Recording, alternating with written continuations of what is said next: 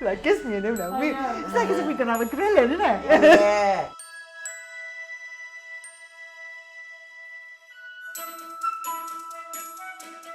You do a heck of a lot, I gotta say. I really take my hat off to them.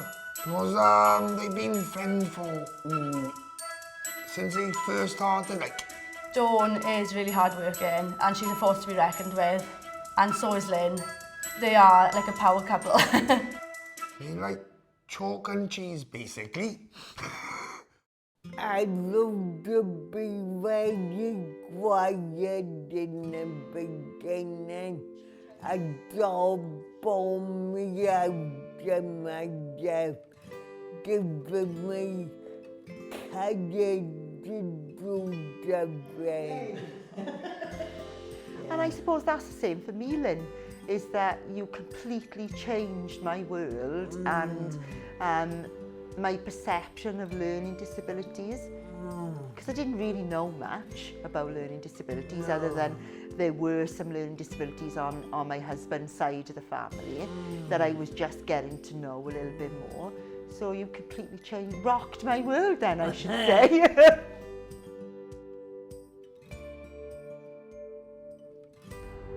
I got fed up in the day to me and my baby went to Cardiff to see what it was all about.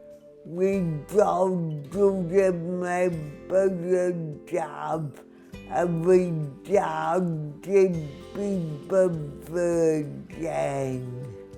Locally. No, Because what I remember you telling me was that they were trying to set up a South Wales network at that time, weren't they? Yeah. In the daytime that we drove around to sit on different tables to the members of and we did everything for like it was name. Yeah, so it was about having a voice in that day centre, wasn't it? And changing things to make it better for you around that area at that time. Yeah. And then we during the 1990s, were started to do things more locally. Locally. Like we concentrated on lots of people first. Like move about again. So in 1995, boundaries were changing again, but then I came in 1996 as working for People First, and we then started developing RCT People First. People First. And we've had lots of changes along the way. Yeah. I think when you've been around as long as we have, Yeah. we see lots of changes. Yeah. We had some funding and we were able to rent a very 3-storey building in Porth and then employ more staff. We had both 12 staff. We had 6 years along the funding. What was it like having that space? Well, very, very nice because all of them had coming and volunteer when they was through. We had lots of members coming back, folks. We had the 3-storey building. Yeah. We used to have like a big computer suite there. Yeah. We employed people with learning disabilities because we are run by people with learning disabilities. We wanted to employ people with learning disabilities as well. And it was great, wasn't it? Yeah. You know, we were like one big family. It was like going to work. It was like going home. Yeah.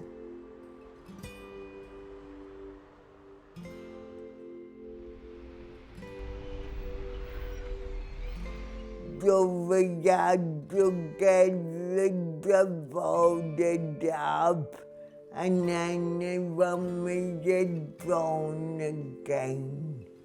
driving around in my car Yeah. and working off my kitchen table. Yeah. Yeah, on anywhere that we could.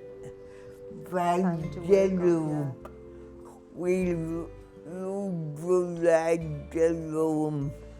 But when I am dead, let's put that out. Yeah, it was very difficult, wasn't it, trying to work out the rooms and share rooms with people Yeah. sometimes. Yeah. And then we had a little bit of funding and we could have a room in Interlink where we had an office space then, didn't we? We were slowly sort of climbing back up the ladder again, I suppose, innit? And slowly more funding was coming in. Then we had to leave where we were and we were looking for a new place to rent. We knew we couldn't afford a building of our own because we were still trying to get more funding in. So we did a lot of sums and, you know, thinking about can we afford it, because we still didn't have lots of money at that time. More funding started to come in. That day was nuts, wasn't it? I've been working here for the last 2 or 3 years. Prior to that, I worked with People First when it was RCT People First for about 11 years, and due to funding coming to an end, the job ended, so I was redundant, so I've been lucky enough to be back here for the last couple of years. People First to me is more than a job. It's where I feel I belong. I absolutely love working alongside people. I think this is the way that co-production is the way forward. People should listen to what people have to say. People with lived experiences, it is their life. They know better than everybody else, than professionals and everybody else. I just love being part of this team. We're all equal, there's no hierarchy. When I came back, it was just coming home. We were constantly working around the clock, filling application forms in for funding, and all of a sudden learning disabilities was back on the agenda again, so there was more funding available. And yeah, we were growing, and now we're employing 5 people with learning disabilities again, and 5 without, and we have 5 full-time members of staff now. The first time I met them in here, when I had those focus groups before, they said to Lisa, would you like to go to People First? I said yes as a volunteer first. And then I had a paid job, then they got funding for that. I learned about the rights of the disabled people, and I got more confidence now when I used to be. I'm not going to know you, not done. You're not going to know me? How long have I known you? Oh gosh, long time. I think the work that still needs to be done is there are a lot of health inequalities for people with learning disabilities, and COVID it was there before COVID, but COVID has highlighted it even more. Because I think there's still a huge lack of understanding of learning disabilities within health and within social care, within communities. I think there's lots more to do about creating safe places and communities for people. Somewhere that if they need some help and support, that go in and everybody can help and support them. yeah. They're like a married couple anyway. They argue and all that, but she's been good characters there. Lynn sort of like has changed my life really, my world, in opening my eyes into learning disabilities. And I just think that I became hooked. I wanted to make sure that as many people with learning disabilities could have their voices heard. And Lynn is the brain. I always call her the brain. She knows so much. I'm constantly in awe at her knowledge and her skills and the way that she tackles things all of the time. Company, and I like being in the busy of it. If it wasn't for Lynn and Dawn, there would be no People First. and they've kept it going all these years, and they've made it, you know, they've brought in more staff, me and everyone else, and they've kept it going this long. Let's hope it keeps going forever. They're a formidable couple. You know, they've been around for so many years. They've been my mentors, massive inspiration. Oh, look at me gone.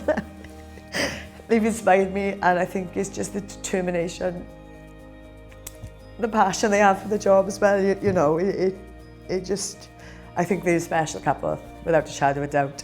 And to do 25 years in self-advocacy with the same people is no mean feat, you know, is a massive achievement which needs to be celebrated. I was young once, I'm not wrong. I'm not wrong. I think people first have aged us, haven't they? Yeah. Drastically. In the end, we still that age of me. Yeah. I never wanted to work in learning disabilities. No. And you never wanted to meet me. No. And then we look at that, and now we look at ourselves today. It's amazing, isn't it? And we just never killed each other along the way. Yeah, we've come a long way, girl, haven't we? Yeah. Yeah, I know. Yeah.